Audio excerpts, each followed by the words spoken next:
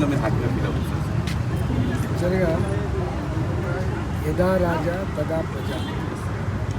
నరేంద్ర మోడీ గారు దేశానికి ప్రధానమంత్రి అయిన తర్వాత అనేక విషయాలు ప్రపంచానికి ఆదర్శవంతంగా వచ్చాయి.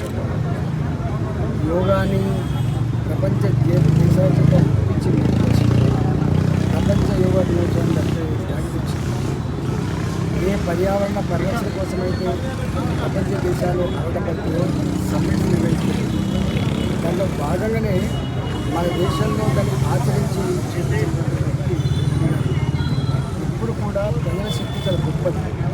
వాళ్ళ ఐక్యతలో వాళ్ళు తలుచుకుంటే జరిగిన పనులది కాదు.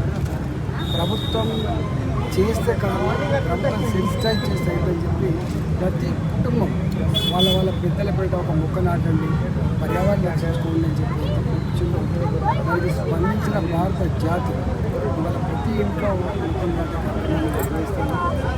ఇక్కడ ట్రీట్మెంట్లో తారా గారు, మా కార్పొరేటర్ కేసీ గారు, మూర్తి గారు, నరసింహరెడ్డి గారు, మా మల్లారెడ్డి గారు, శ్రీవర్ధన్ గారు, రాజు విఘ్నేశ్వర్ గారు, అందరి నాయకత్వంలో సరే తెలంగాణకల్లా ముఖ్యంగా మంచి ఖ్యాతి పొందినటువంటి మంచి భాషలలో నరేంద్ర మోడీ గారు ఉన్నారు. ఏ విధంగా మీరు తనకి హ్యాపీనెస్ చెప్తారు? ఒక రంగం కాదు, అన్ని రంగాల్లో నిష్ఠాతులు, అన్నిటికీ మిక్కిలి భారత జాతి అంతరంగంలో అర్థం చేసుకున్నారు. పూర్వ భారత వైభవాన్ని మళ్ళీ ప్రపంచ చిత్రపటం మీద ఆవిష్కరించారు.